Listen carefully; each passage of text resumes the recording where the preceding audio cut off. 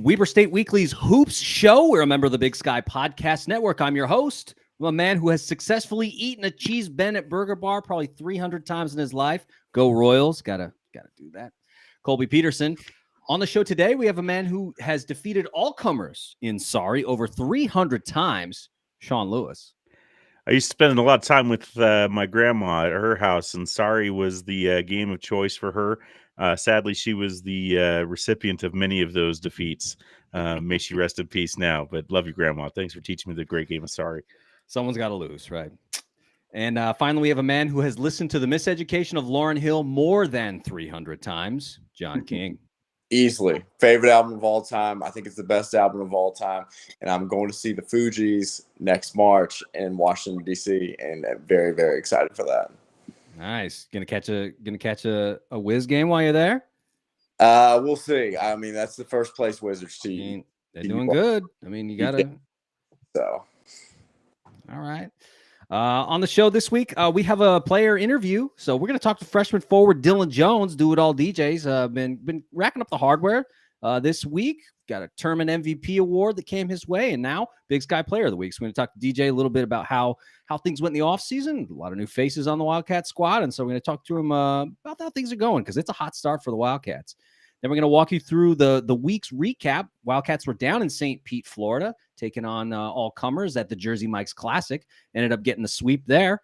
And then I got a game for our panel. We're playing Waldo's Magic 8 Ball. So we got to see what their takes are and see what Waldo's Magic 8 Ball thinks about their takes and what the future holds. But before we get into all that, if you want to encourage everyone to subscribe to the show, whether that's on Apple Podcasts, Spotify, or Stitcher, basically any place you get your podcast, you can find Weber State Weekly. We're also on social media. You can follow us on Instagram, Twitter, or Facebook.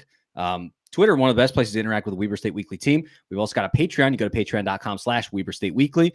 You can become a patron and join our game day chat on Slack. It's a good time there. We posted some interesting news today there that we didn't tweet out until later, but that's a good place to get some of that information that we get first in the game day chat on our Slack channel. So go to patreon.com/Weber State Weekly, become a patron. And I think that's good. Oh, I should mention this. I never mentioned this, but these shows get live streamed on YouTube. So if you didn't catch it on social media later, you can always go catch them on YouTube. Go find us on our YouTube channel. All of the interviews are there. All right, guys. So now let's go to our player interview, man, because we've got Do It All DJ Dillon Jones here on the show. Weber State Weekly, second time on the show. DJ, how you been, man? Things have been cooking for the Wildcats early in this season. I've been good. Yeah, man. It's been a hot start. Best start for the Wildcats since 1985. Currently sitting at 5-0, have defeated all comers, and man, love to see that. But before we get into this season, DJ, I want to go back to the end of last season. So picked up some hardware, ended up becoming Big Sky Conference Freshman of the Year, which is a nice award for you. You worked really hard to get that, and then headed into the offseason, man. So I wanted to talk to you a little bit about that offseason.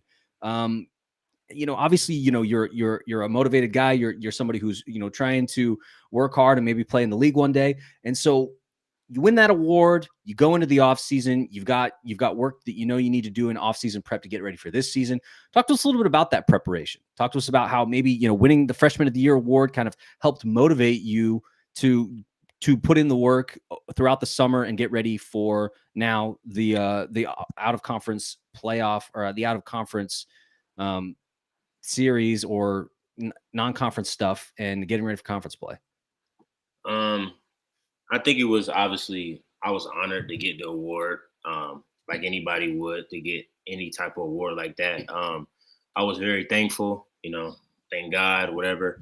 But once we lost, it kind of just all went out the window, because a lot of players, like if you're a basketball junkie, like awards kind of are like minimized if you're a loser, and I've never like lost a lot in my career, and when we lost in our first round, it kind of just all went out the window. Like I've been watching a lot of like the Jordan documentary, and like I remember their team, they went 72-10, and like they players knew like that was great and all, but like it didn't mean nothing. Like they had a slogan that said "Don't mean a thing without the ring."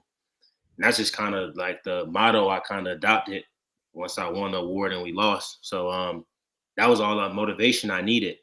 Obviously, like winning the award kind of just gave me the confidence I needed to know, like, okay, like people see who I am, people know me, I've kind of like, put myself on that, I guess that in that space of, I guess you can say like people know who I am. And that's all that really did for me. But once we lost, it kind of just gave me, that was all the motivation I needed.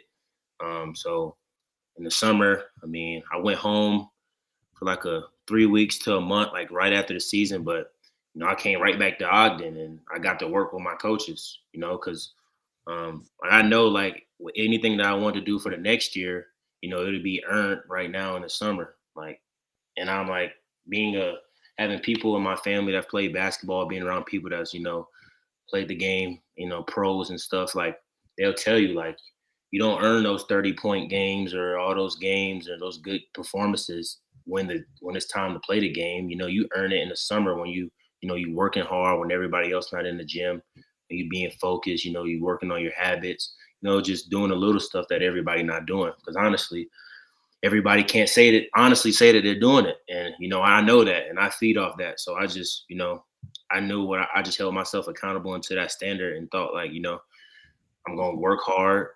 Freshman year was cool, but I got different things I'm trying to accomplish. Now it's time to just take it to another level. That's just really what I adopted. And people can think I'm crazy for thinking like that, but I really am trying to take it to that level. So that's really what happened this summer with my work ethic and everything coming back from after winning freshman year. Like I said, like I'm grateful for it, but when we lost, it kind of just like all went out the window, and I just wanted to get back to that because I mean, because it doesn't really mean nothing. Because like basketball is a team sport, and you win individual awards, but like if you don't accomplish the team goal, then it kind of just neglects itself. So that's what I did this summer, and I'm grateful that everything happened for me though.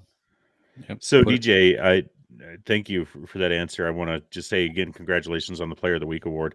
I'm on the record of saying that my one of my all-time favorite Wildcats is a guy named Darren Mahoney. Now, Darren was never a guy that would fill up the stat sheet, but what I loved about him was that he would go balls to the wall, man. It was all out hustle plays. He was the guy getting down and dirty, sacrificing the body, going after every loose ball, doing that. I've noticed that late last year and coming into this new season, you're making a lot of those similar types of hustle plays, and you're everywhere on the court, doing the things that other players don't want to do. And I just want to ask you, is that something that you have consciously added to your game? Is that trying to make those hustle plays? Is that something the coaches wanted you to do, or is that something you wanted to do yourself, or what led you to be that kind of player? Honestly, like I give credit to a lot of people, honestly, because I've dealt with coaches like in the past, like if you don't play defense and do those things, like I've been on teams where like me, like it's like 5 of me on the court. So like if you're not doing it, you're not playing. That's just where I'm from. And I could say, thanks to a lot of coaches, but like honestly, I want it, and I think my play resembles that. Like whether that's to win or to be good or be a professional athlete or whatever, I want to do that. I want to accomplish it. And then when I say I want to do it, I don't take it lightly, and I don't just like say I want to do it and then don't do it when it's time to actually do it.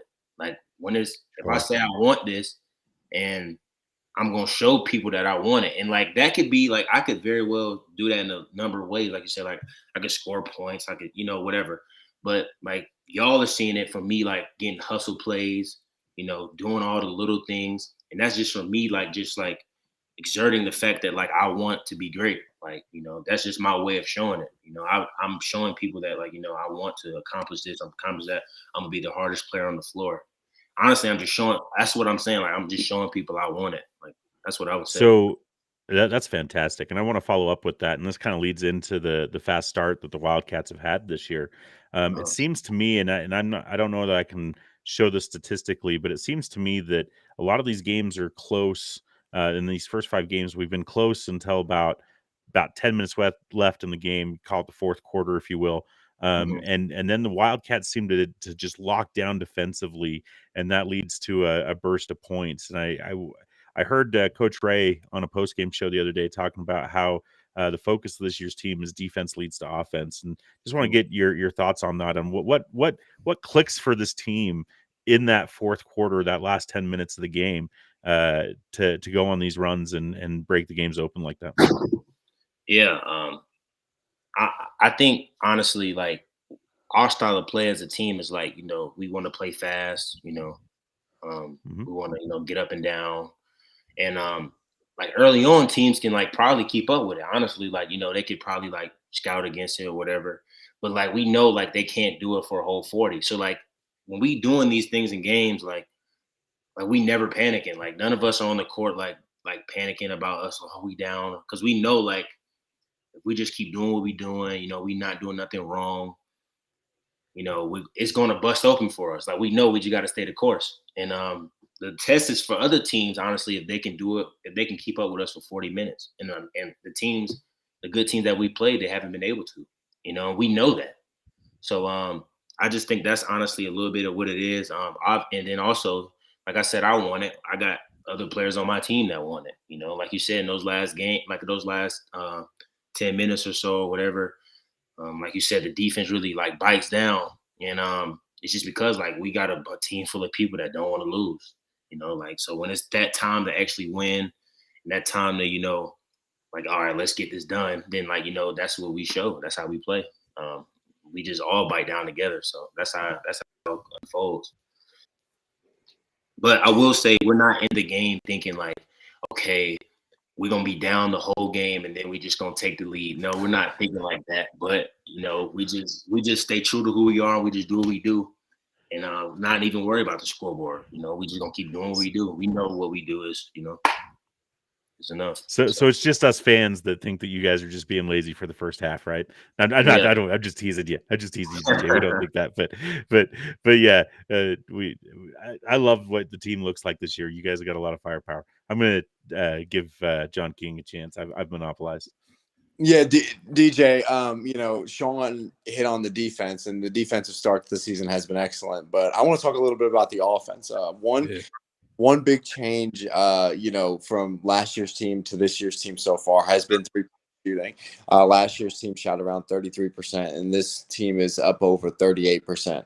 Was that a point of emphasis for you guys in the offseason? And then what have you guys done to try to, boost that number? Because three-point shooting is such a huge part of modern basketball. Yeah, I would have to give credit my coaches with that. Just adjusting to, like you saying, basketball. Like, our coaches are like really smart, like, and they know what they're doing. So, they watch basketball, they know where the game's headed. So, they make those adjustments. We honestly just follow their lead. And obviously, our style of play is a little bit different this year. So I guess that just leading to like more threes and us making them. Our skill level is different last year. And our skill level was great last year, but I think this year is definitely on another level with the skill level that we have. And obviously with the players coming back, just getting better. So I just think it's a mixture of both of those things, honestly, if you ask me. That's just honestly how I feel.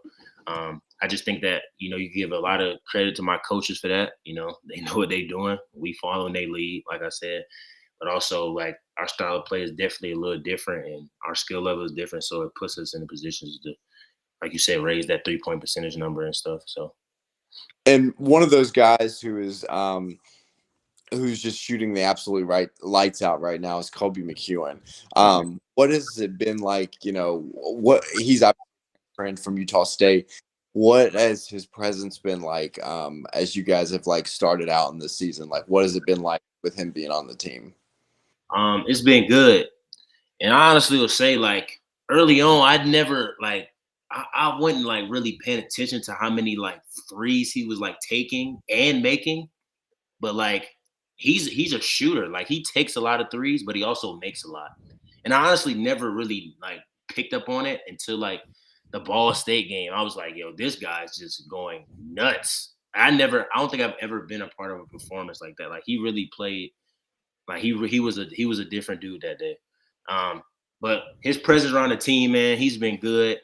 The word I'll give him is leader. Like, he ain't like no phony leader. I don't think. Like, he genuinely cares about the team, and that's why you see him have the performances that he's doing. Like, he makes sure, like, everybody's locked into what we got to do. I don't know. He's definitely the best leader that I've been around. Just off a standpoint of like obviously he's I guess you could say the head honcho, and like he knows people is following him. So like whether it's by example or whether hidden by like giving us encouragement, doing this or that, or like letting us know what he sees with different teams and stuff. Like he's on top of all that stuff. So he's been great for us though, for sure. I've really been impressed, DJ, with the balanced scoring. Obviously, Kobe's averaging 18 points a game, but you've got JJ at 15, you at 13-8, and Sigu at 12-2. There's 4 guys that can really score the bucket and score the basket at pretty much at will. I don't even know if I have a question here. Just that I've just been impressed with the balanced scoring. I think that's something the Wildcats have been missing, and I think that makes a strong team that can defeat that. We did have one question on the chat about some local in-state private school from Provo, and how we're gonna do against them here in a couple of weeks. I've been on the record saying that's the litmus test game, BYU, for this team, to see how I've been excited by the start, but how good this Wildcat team really is can we play with the likes of BYU? So how do you guys think you match up? Well, I'm gonna just piggyback first on when you say we got 4 guys, like you mentioned those 4 guys in double figures. Man, like I think that's what we envision, like our team being, is like having multiple guys that can. So like I've heard you guys talk in the past and like talk about how like, oh, well, this guy's off, then we're screwed tonight, And I think, with basketball, you just see like teams like you got to have a lot of good players that's going to, be able to, get it done. And I think credit to my coaches for putting together a team like that, because like you said, like for example, Kobe was off versus Green Bay, but Sigu goes 5 of 6 from 3 in the first half. It's just like you got to love teams like that. There's no way all of us can be off. And if it's so, then the team can have it. But yeah. But so I'm gonna go to his question now. He was asking me about BYU. And I'll say this: our team isn't built for the big sky. We love the big sky and we plan on winning the big sky without a doubt. But our team is built for these games that are coming up and the games that we've won. We got a lot of players that are like good players. We know they're good players, but they want to, like, they're part of our team because like we're trying to compete with the top. We trying to compete with BYU, whoever else, and so that's what, like, I'm ready for the test because I think we gonna show up, and obviously at crib I think we gonna win.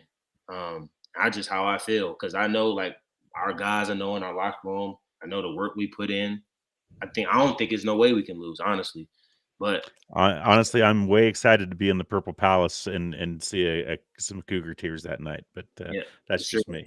Yeah, we gon' and I wouldn't even say like even if we win, like I wouldn't be shocked. I don't think like nobody on our team would be shocked if we win. Like, because we in our heads and in our like mode in the locker room is like we can compete with them. Like, what makes them better than us? Be like, and that's just how we feel. We honestly feel like we can compete with them.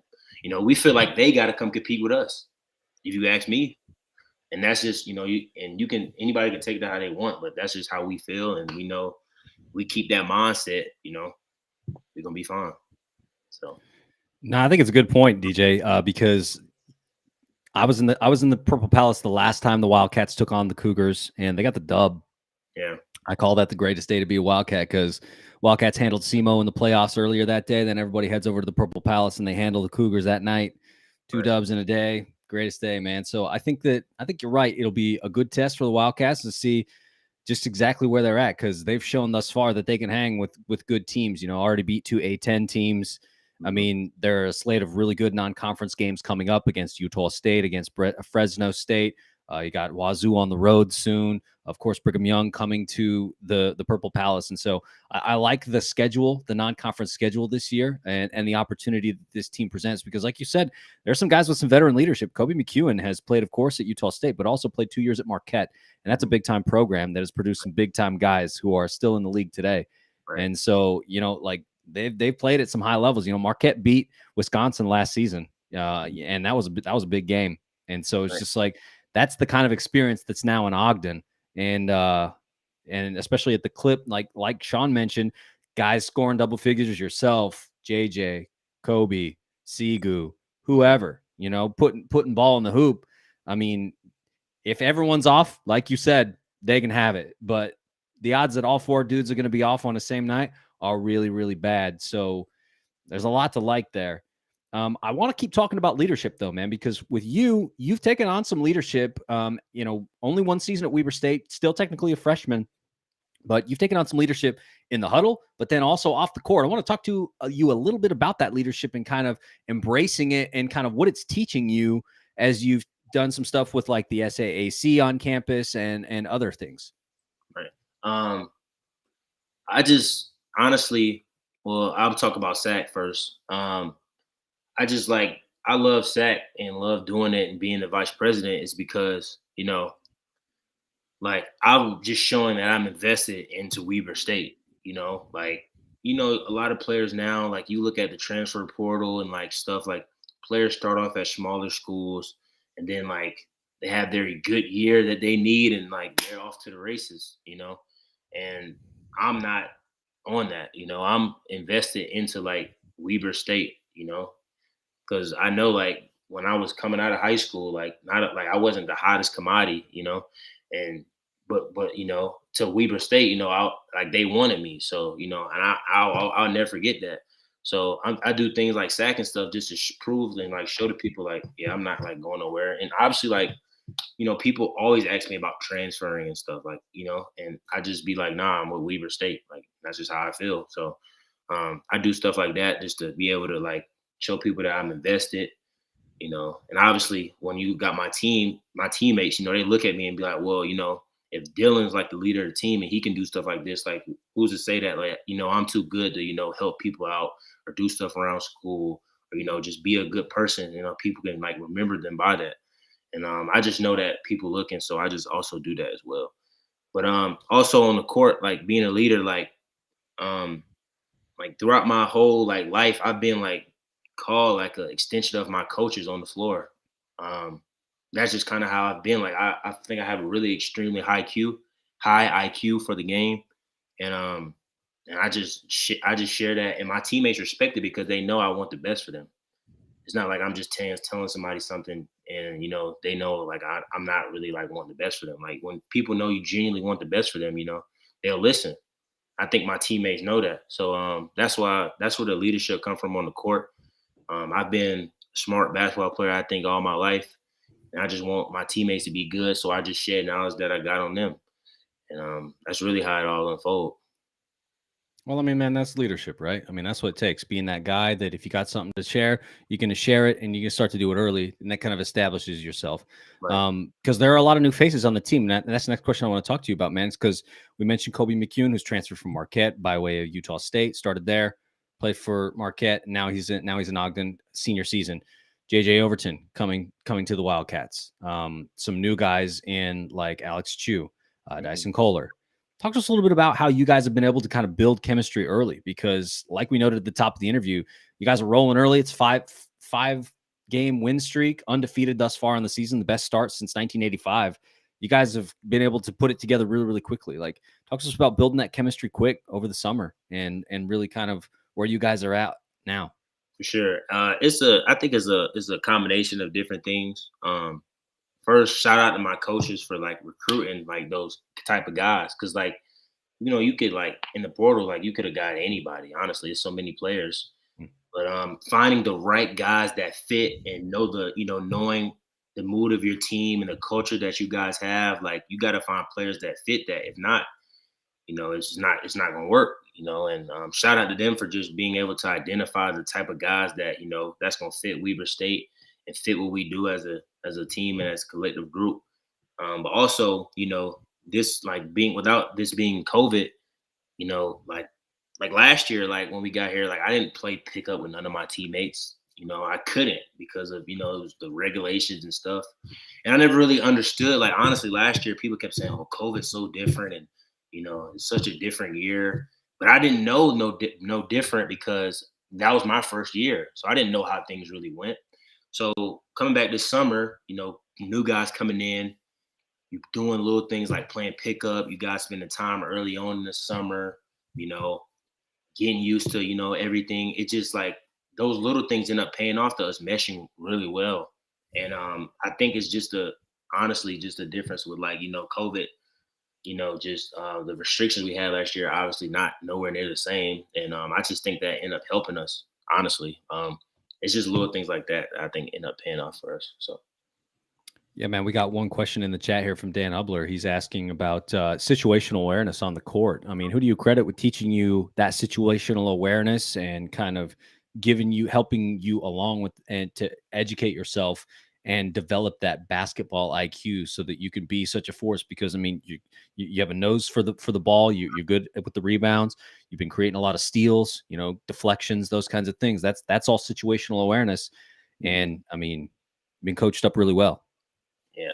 I would, if I had to give credit to anybody, it'd be my brother for sure. I don't know if a lot of people know, but I have an older brother that plays professional basketball right now in France, and doing well for himself. And he's a 5'11" point guard. So when you're a point guard, you're the smallest player on the court, but you're the smartest as well. So I grew up watching basketball my whole life. And honestly, I always just had a good IQ, but he helped me along the way as well. Just with like telling me like, what I need to be seeing, just simple things here and there, not overflood me with information, but just if I'm asking, he'll answer, if like just telling me little things along the way. But I'll honestly say like a lot of my play style is honestly like it mocks him a little bit. I'm just a bigger version of it. And I just think that's what makes me so unique. Because if you ever watch any of his stuff, you'll be like, dang, this guy's just a smaller version of Dillon. Honestly, like he plays defense like intensely hard. Like and I just kind of honestly learned that from him because, I'm from a single parent home. I never knew my dad. So, my brother was my father figure. And, I looked up to him and I wanted to be, my brother. That's who I want to be.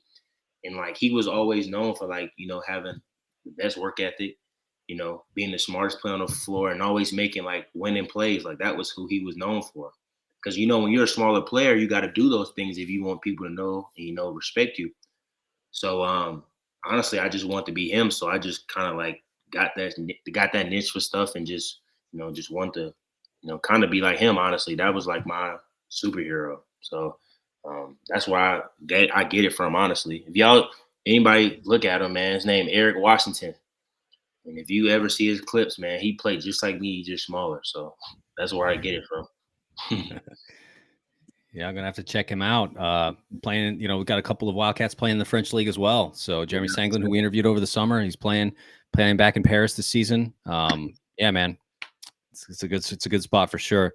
Dillon Jones, want to thank you, man, for taking a little bit of time to chat with us here on Weber State Weekly. Like we noted, ended up winning tournament MVP at the Jersey Mike's Classic in St. Pete last weekend. Current Big Sky Conference reigning player of the week. A lot of accolades already, man, early in this young season, but for sure more to come. It don't mean nothing without the ring, right?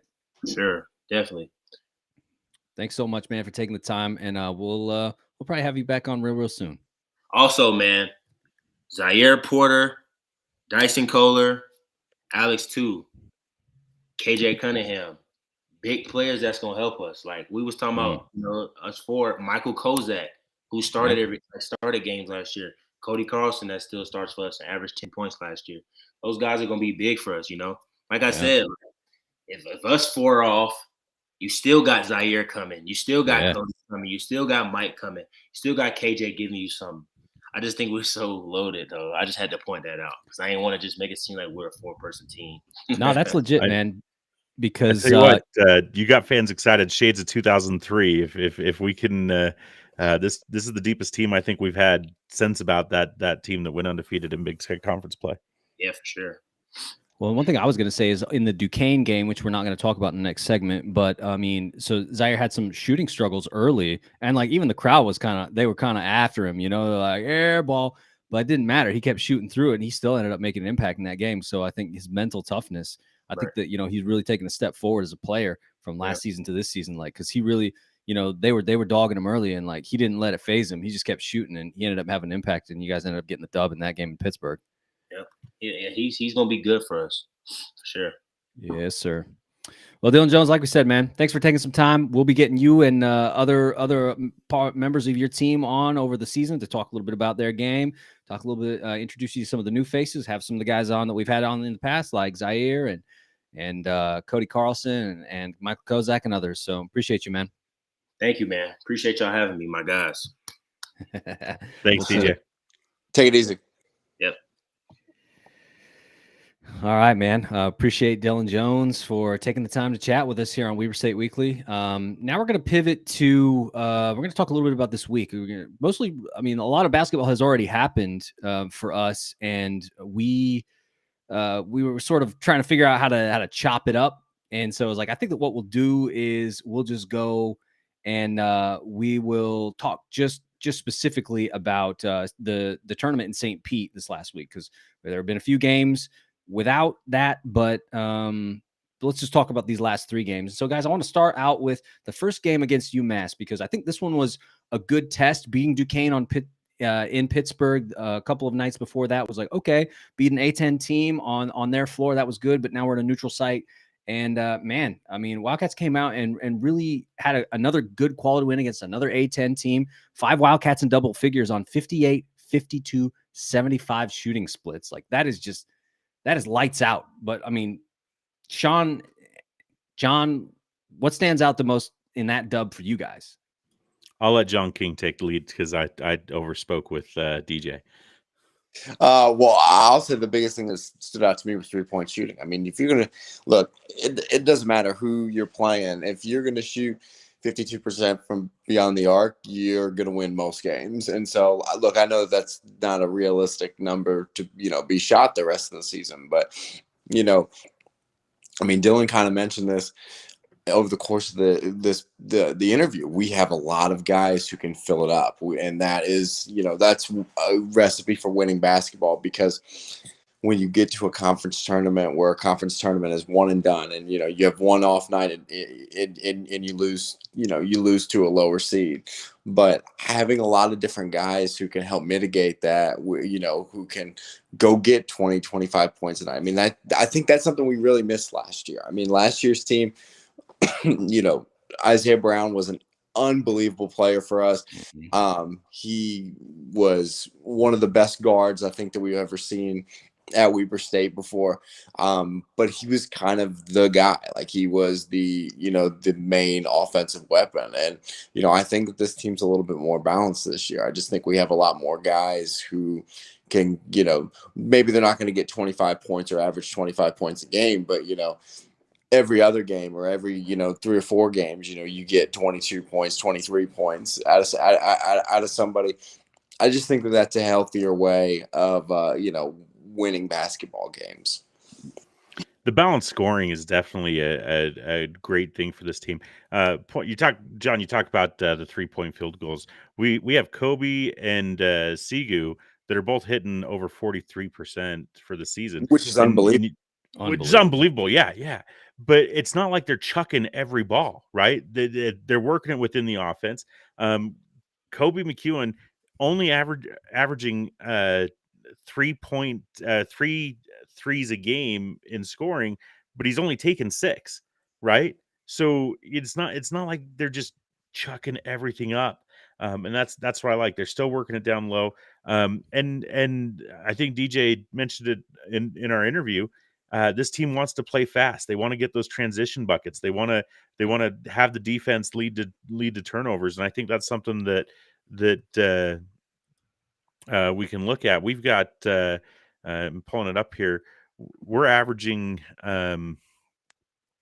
13 turnovers a game, but we're getting 16, so we're +3 a turnover margin against all of our opponents. I mean, that's gonna help. when you need a stop, we're getting the stops. So I love this team. I love that they're defensive focused. We're talking specifically against the game from UMass, and the A10 is a solid league. Multiple bid league usually in the NCAA tournament, and we went on to a road game and a neutral site game and knocked off 2 teams. That's something that we can crow about, and that's going to be resume builder come tournament time when we win the Big Sky tournament in March. Yeah, man. So you guys, obviously, John, you talked about the shooting, and it has been absolutely, just blazing hot. But another thing that's interesting, and Sean, you mentioned this, 2 other pieces that I want to bring up. But the first is the Wildcats owning the paint, because right now, so specifically talking about the game, 42 of the 88 points were scored in the paint, and they also did a much better job of cleaning the glass. I mean, we talked a lot about rebounding last season, how there were some struggles at times, but it doesn't necessarily seem to be an issue this year. And a lot of that, Dillon Jones doing a good job of cleaning up the glass, but it seems like everybody's kind of getting involved, and it's not always just one guy. A lot of guys, maybe one guy's getting 3-4 rebounds, another guy's getting 5-6, you know what I mean? And it all just kind of adds up. And thus far at the games that I looked at, the Wildcats were not out rebounded. And so I think it's an interesting thing because they're shooting really well.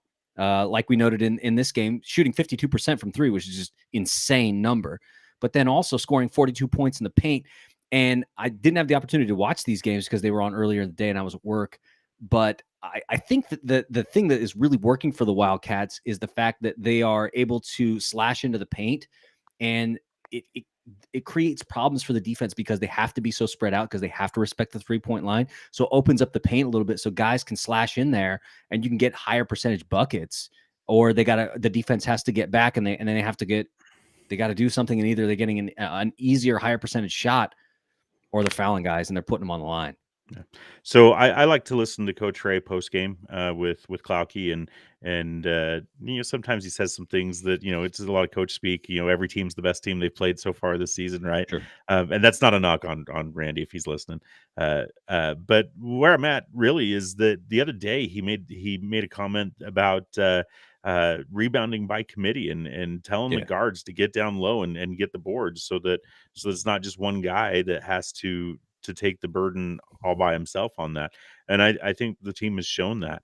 The other point that I was going to make to you is this doesn't show up on the stat sheet always. Sometimes it shows up as an assist, but you're seeing a lot of the guys make an extra pass to get to the open guy. We're not playing hero ball. We're not playing that type of basketball where you got to get it to one guy and the ball just sticks. If somebody's open, they're going to get the ball to them. And I think this whole team, we talked about that situational awareness with DJ, but I think there's a lot of players on this team that have that situational awareness and are very good at finding the open man and making the smart play rather than the good play. They're trading good for better or good for best play. And we've talked a little bit about the rebounding, but you look at the UMass game. Who's the leading rebounder in that game? Well, it was Kobe McEwen coming down from the shooting guard spot. And so rebounding is a total team effort. And like when you're getting that kind of contribution, from your guards who are really making an effort to clean the defensive glass, well, that just limits the offensive opportunities, for the other. For the other team. And so, by having guys that are willing to, stick their nose in there and do a little bit of the dirty work on the defensive end, like that's going to be huge for this team because that helps on nights when you don't shoot the ball well, because if you can clear the glass, 4 more times or 5 more times than your opponent does, well, that means that you got 4 more possessions. So if you're having a bad shooting night, percentage wise, well, you get 4 more, you get 4 more cracks at it and hopes to score a couple more points. And, that can be 6 points that you shouldn't have gotten over the course of a game that ends up being the difference. So, big credit to the guards, especially early on in the season, really attacking the defensive glass.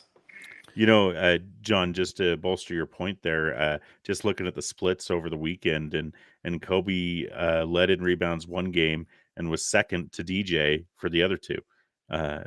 So he's doing his part to do that rebounding by committee and go help the bigs with that. So that's great. Yeah. Another thing I wanted to point out, guys, so I want to move on now to the Ball State game, which was the second game in this 3-game set down in St. Pete. Wildcats, the thing that stuck out to me, and I wanted to get you guys' takes about this, Wildcats were 20 of 26 from the free throw line in that one. Really got to the line a lot and shot fairly well from the charity stripe. I mean, I think it's, like I said earlier, a function of the fact that the offense is so spread out that the other team has to respect the spacing. You know, it's very, very Spurs-esque, right? Where it's like, okay, we've got good spacing.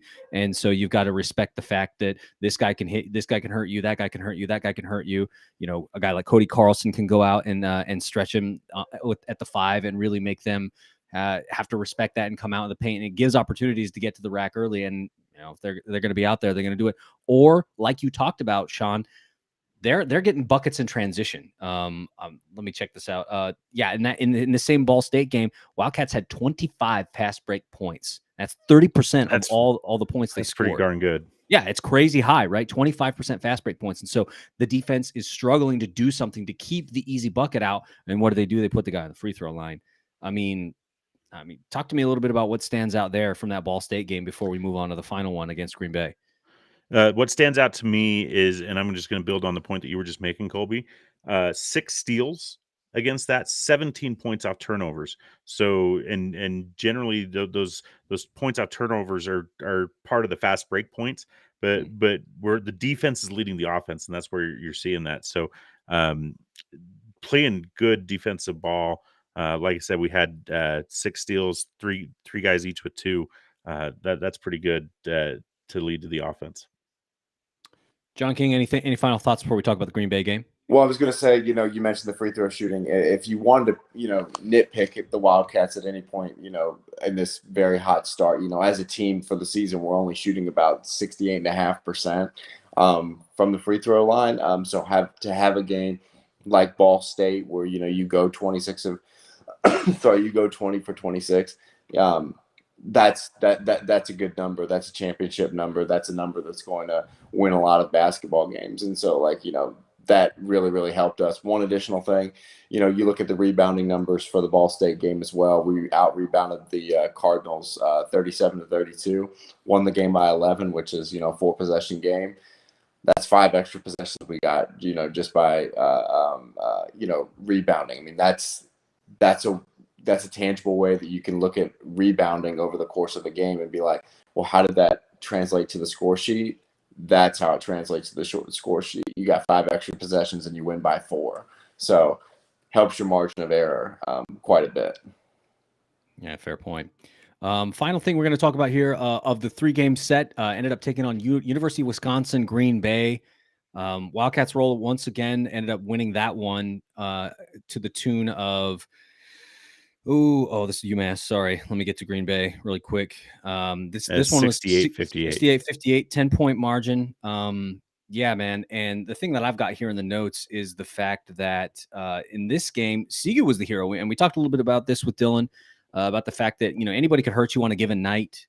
Zaire Porter might be on hitting his threes. I mean, anybody could hurt you, right? And Sigu went 7 of 9 from the floor and 5 of 6 from deep. Like he said, team's kind of loaded and anyone can go off on a given night. I mean, talk to me guys a little bit about how that benefits you down the stretch, because I think that there are going to be some dogfights in the conference schedule this season. I think that anytime Montana you go State, to Dahlberg Arena. Yeah, I mean, always. Yeah, I mean, Dahlberg is always a troublesome spot for the Wildcats. Only won a handful of times in Randy Ray's long tenure at Weber State. It's a tough place to win, but I mean, I'm looking at those games against Montana State and against Northern Colorado going, okay, those might be the dog fights that we're really looking for, because those teams seem to be on the rise and they've shown out early as well. So, I mean, the thing that the Wildcats have to get over is starting slow. And we see that where they don't jump out to a lead. Again, it's tied for a while, and then they seem to pull away. Against Green Bay, they had an 11-point lead at halftime and were able to keep that margin pretty much throughout the second half. So they didn't let their foot off the gas. playing with the lead after halftime. So that was good there.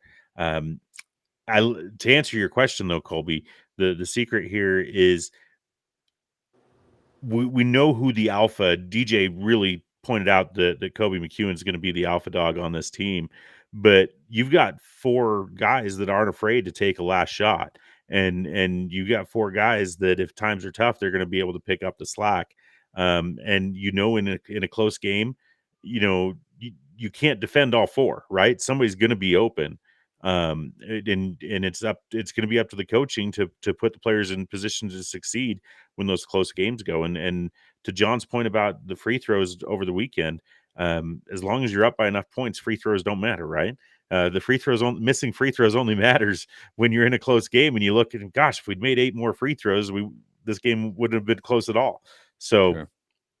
So I like where our team's at. I'm excited for Big Sky play. I've said to this group many times that the litmus test is the tough week in December, where you've got a week and a half stretch where you play Utah State, BYU, and Fresno, and BYU's by far the head and shoulders class of that team or that stretch. But Utah State's no slouch. They always come to play. They want to beat Weber just like we want to beat them, and Fresno is a team that you're going to look at, and they're coming to town. They're maybe not as strong as they have been in the past, but they're going to put up a fight. So they only beat Idaho by 7 this week. Right? It was Fresno that played Idaho and only won by 7. Yeah. And so in Idaho, no offense to our Vandal friends, but Idaho has not been a strong team in the Big Sky the last few years. So yeah. Well, they know that. I think I'm kind of salivating over that Fresno State game based on that result because we know what Idaho is.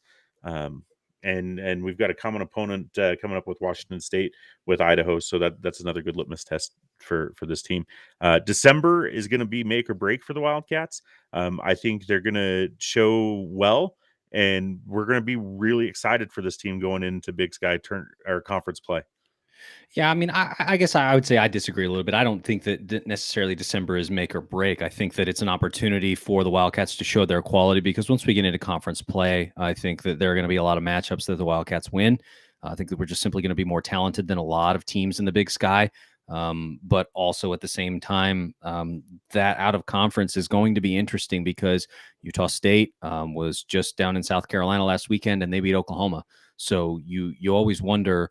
I mean, that's the thing about college basketball. Anybody could beat anybody on a given night. Anything can happen, Colby, right? And I agree with you. And make or break is probably the wrong phrase to say there, because make or break for us is 3 days in Boise in March. Yeah. That's what it all comes down to. The regular season doesn't matter. It's how you do 3 days in Boise in March. And I've said that on the show many, many times.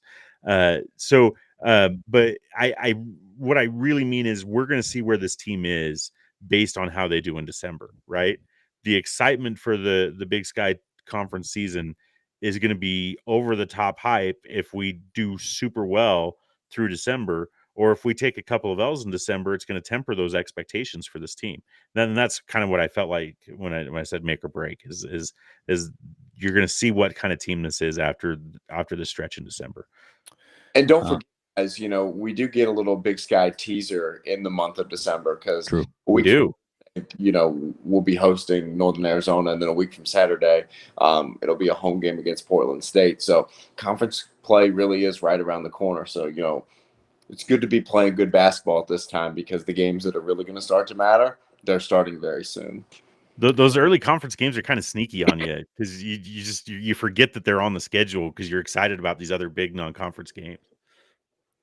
Yeah, one thing I want to point out here, guys, before we move on to the next segment is looking at the KenPom ratings. Currently, the Wildcats are the highest rated Big Sky squad at 104. The next closest squad is Southern Utah at 135. Wildcats are at 104.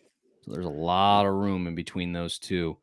T-Birds are whining about a missed free throw in one of their last games. Well, that is really weird. But yeah, I mean, I'm just saying that like T-Birds, I think that they'll be scrappy. But currently that's the way that things kind of sit with KenPom. Can I say that I think we would all be in agreement as far as Big Sky teams go in this season. is there any team on paper that has thank you, Jeff Millard. That's a long story. Is there any team on paper that that should dominate Weber State? I don't think there is. I think on paper Weber State is by far the most talented team in the Big Sky, and this year we just have to they have to prove that they can live up to that expectation. Yeah. All right, guys. Want to close out this one, and we're going to go to Waldo's Magic 8-Ball really quickly. Probably just going to do one round of this before we wrap it up. So you'll have one shot. You get one question for Waldo's Magic 8-Ball. Who wants to go first? John King. John King wants to go first. John, what's your question for Waldo's Magic 8-Ball? What is my question for Waldo's Magic 8-Ball? Well, everybody's talking about the BYU game, but, Utah State's been a tournament team the last 2 times that there have been NCAA tournaments. So I want to know how the Wildcats are going to fare against Utah State. Or is that going to be a game that, the Wildcats can pull out? Okay, is that going to be a game that the Wildcats pull out? Because the Aggies did lose some key members of those NCAA tournament teams. Sam Merrill the year before, and then Neemias Queta got drafted by the Sacramento Kings, I believe. But they got this Bean kid who's shooting the lights out right now. So let's see what Waldo's Magic 8-Ball has to say. We're going to shake it. And the answer is outlook not so good. Ooh, ominous against that Utah State squad. I'm going to be in the building for that one, guys. BYU game then. Yeah. So all right, I'm going to look a little bit more long term on my Magic 8-Ball. I want to know, will the Big Sky MVP be a Weber State Wildcat this year? Okay. A good question. Will the Big Sky MVP be a Wildcat this year? I can't remember the last one, guys. Do you remember who the last Big Sky MVP was? Who was a Wildcat? I don't. I was thinking, did Jeremy Sangland win? Yeah, that's the thing. I was like, I don't remember if Jeremy Sangland or Joel Bollenboy might have won it. I don't know. I'm gonna have to put that one, send it down to the truck. But let's just get stats working on that right now, please. Yeah, but let's shake it. Let's ask a Wildcat. Let's ask this: will the next Big Sky MVP be a Wildcat? So, shaking Waldo's Magic 8-Ball. The answer: yes, definitely. So, I mean, we got a squad. Jeff Millard has it right. Joel Bollenboy in 2015 was the last Wildcat to win Big Sky Player of the Year. Yeah, that's what I thought. Yeah, I was like, yeah, I swear Bollenboy had it. But so there you go. Bollenboy, the last one in 2015, his senior season to win it. So it's been a few years, and that was also the last time the Wildcats went dancing. So, Waldo's Magic 8-Ball says yes unequivocally. Do you think there's a correlation in that, Colby?